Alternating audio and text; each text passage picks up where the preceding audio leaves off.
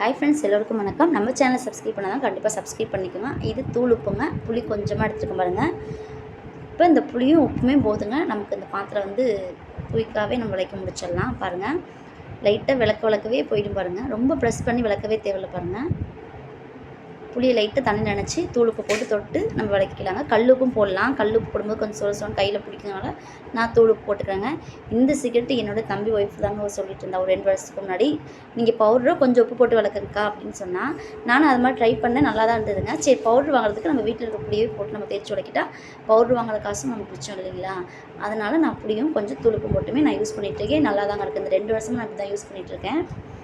நம்ம சொல்கிறது பெரியவங்களா சின்னவங்களாம் நம்ம கேட்குறத விட கரெக்டாக சொல்கிறத நம்ம ஃபாலோ பண்ணோம்னா நமக்கு நல்லாயிருக்கும்னு நான் அதாங்க ஃபாலோ பண்ணுவேன்.